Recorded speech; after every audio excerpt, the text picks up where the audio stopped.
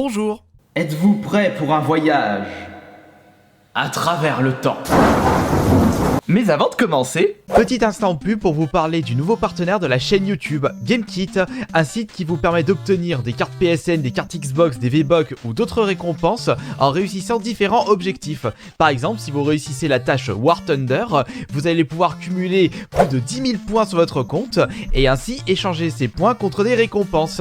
Et bonus de 500 points à toutes les personnes qui utilisent le lien dans la description de cette vidéo pour vous inscrire sur le site. il y avait un problème de lien la semaine dernière. Normalement, toutes les personnes qui s'étaient inscrites sur GameKit ont dû être créditées de 500 pièces. Veuillez m'excuser par avance pour ce petit délai. Afin de faire ce fameux voyage dans le temps, on va utiliser le très célèbre site Wayback Machine, un site qui vous permet de voir des screenshots pris il y a plusieurs années de sites très célèbres comme YouTube, Facebook, Twitter, Instagram, etc. etc. Et grâce à ce site, vous pouvez voir la tronche qu'avait Facebook en 2010, voire moins. Laissez votre curiosité vous guider à travers les archives d'internet et vous pouvez très certainement vous attendre à des petites surprises dont vous ignorez l'existence.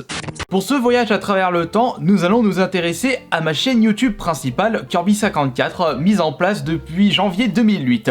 Ça remonte à plus de 12 ans et il s'en est passé des choses depuis tout ce temps. Nous pouvons constater qu'un total de 43 screenshots ont été enregistrés sur le site entre le 27 octobre 2009 et le 2 janvier de cette année. Ah zut, il n'y a pas de screenshot pendant ma toute première année sur ma chaîne YouTube en 2008. Eh bien c'est pas grave, nous allons faire avec ce qu'on a et nous allons commencer par le commencement, c'est-à-dire le tout premier screenshot disponible sur le site.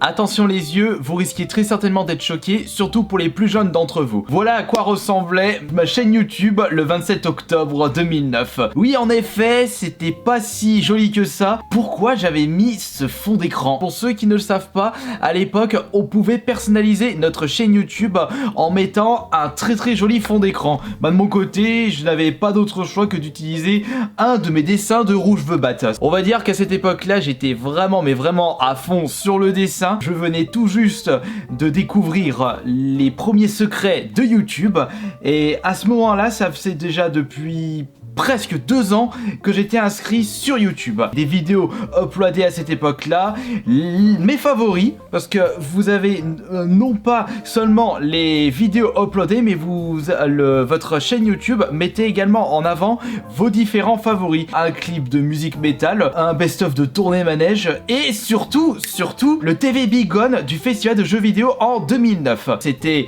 la période où Call of Duty défonçait tout le monde. Il y allait bientôt avoir en fin d'année le Call of Duty Modern Warfare 2 à fond sur les Guitar Hero. Il y avait l'apparition de DJ Hero 1, Assassin's Creed 2 aussi. Il y avait également Left 4 Dead 2 qui était attendu par énormément de joueurs. Faut dire que 2009 était une année très riche en jeux vidéo. Et à cette époque-là, le Paris Games Week n'existait pas encore puisque la première édition c'était en 2010. Ça ne m'empêchait pas du tout de faire le foufou en Minotaur au festival du jeu vidéo qui était une préquelle du Paris Games Week. La chaîne a été vue 5000 fois, mon style vlogging, j'avais 23 ans à cette époque-là, putain mais c'est vrai que là je pars sur mes 34, c'est fou comme le temps passe vite. J'ai rejoint YouTube le 16 janvier 2008, j'ai pu visionner 7090 vidéos, j'imagine même pas combien j'ai pu visionner à l'heure actuelle, on devrait être pas loin des 100 000 vidéos, je suis sûr. Et je n'avais que... je n'avais que 57 abonnés. Oh, c'était le début du succès.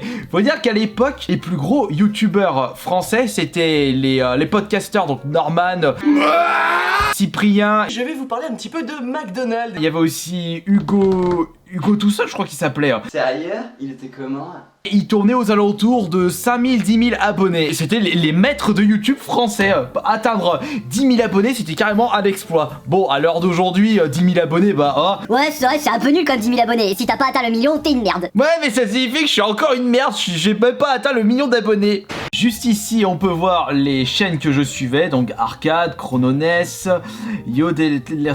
Pourquoi je suivais ces mecs-là? Des personnes qui mettaient en ligne leurs vidéos de record de jeux vidéo, puisqu'à cette époque-là, j'étais à fond sur VGR ainsi que sur Cyberscore. J'étais sur YouTube pour ces vidéos-là, mais également pour les clips de musique métal. Et en termes d'abonnés, mes tout premiers abonnés, on a MicMic85, Black Shark, Erso 88, Rob Greaves, The Par, Wolfie 1791, mais malheureusement, on peut pas voir l'intégralité de mes premiers abonnés, ce qui est fort dommage. Continuons le voyage dans le temps en passant directement à un screenshot du 26 décembre 2010. On a toujours le droit à mon background ultra dégueulasse, toujours la même émoticône. J'avais pu uploader 217 vidéos avec ma collection, oui! C'était il y a 3 jours, le 26, donc je l'avais posté le 23 décembre 2010. 3 jours après uploader une vidéo, bah je n'avais même pas atteint les 1000 vues. Atteindre 500 vues à cette époque, bah, c'était carrément extraordinaire pour moi, puisque je n'avais que 127 abonnés. Ce qui signifie que j'ai eu un gain de 70 abonnés en l'espace de 14 mois. Ah ouais, il fallait vraiment être patient pour pouvoir récupérer des abonnés à ce moment-là. Toutes mes vidéos avaient atteint un total de 300 000 vues. J'étais franchement très content de ce score-là, mais j'avais vraiment un chiffre totalement misérable concernant les abonnés.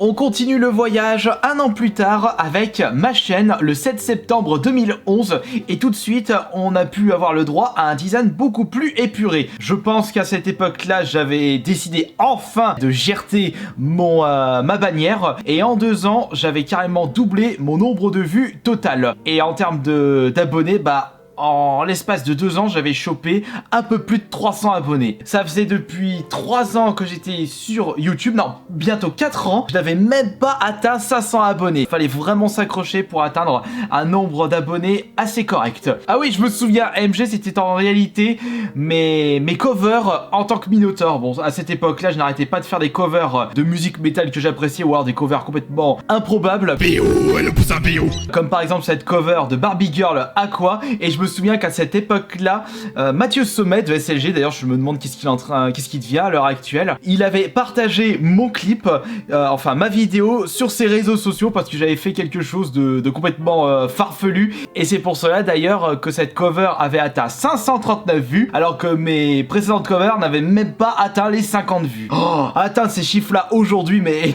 t'as pas envie de continuer YouTube. C'était à l'époque où on s'en fichait complètement de la miniature, on laissait juste le bot YouTube nous mettre une miniature issue directement de la vidéo. On ne mettait pas des titres racoleurs, on disait juste gameplay de tel ou tel jeu, voilà, ça c'est une vidéo d'un reportage. C'était pas des vidéos avec des titres du genre Oh, c'est incroyable, ça tourne mal, Hans Feiner, une carte Google est cachée.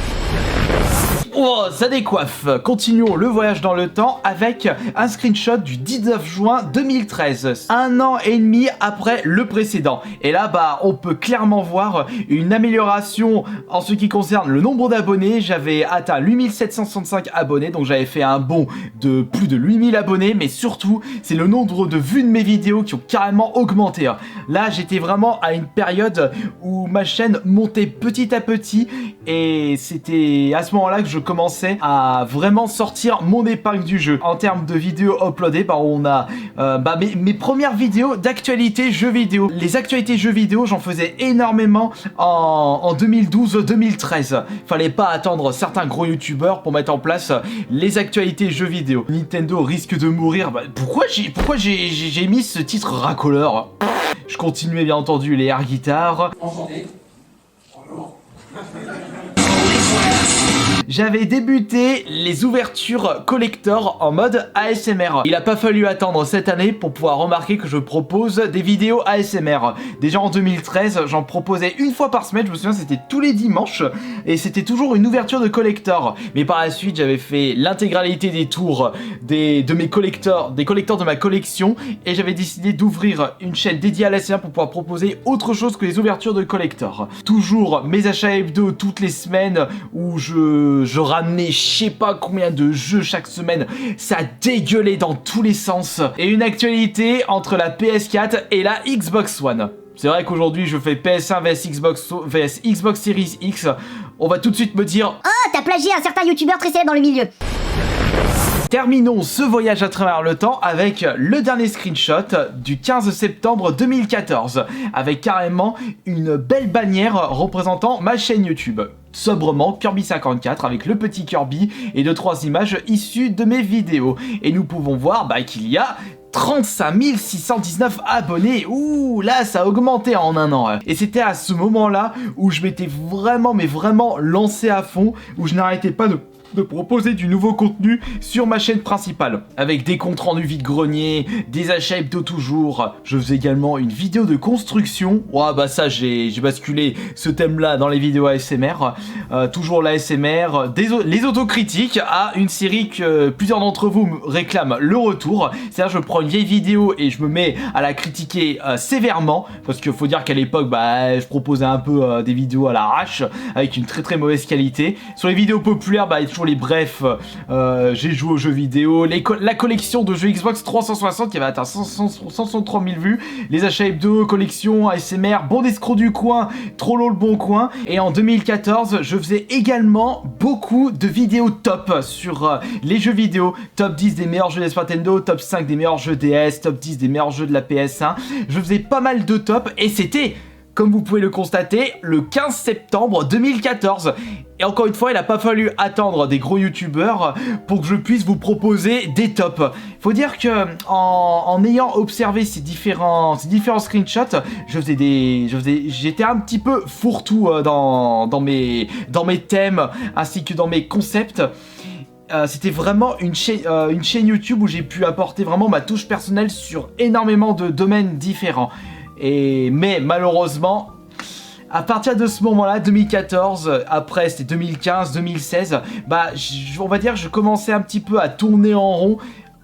Et ma chaîne YouTube n'a presque plus augmenté. Bon, j'ai vraiment pas à me plaindre. Je n'ai pas que seulement 35 000 abonnés aujourd'hui, j'en ai 10 fois plus, ce qui est tout de même très réconfortant. Vous êtes toujours ici pour toutes les personnes qui me suivent depuis toutes ces années. En tout cas, j'espère que cette vidéo souvenir vous aura plu, vous aura diverti. Merci d'ailleurs pour les abonnements ainsi que les pouces bleus lâchés sur cette vidéo. On se retrouve lundi pour la prochaine recette de cuisine qui sera une excellente mousse au chocolat. Ciao.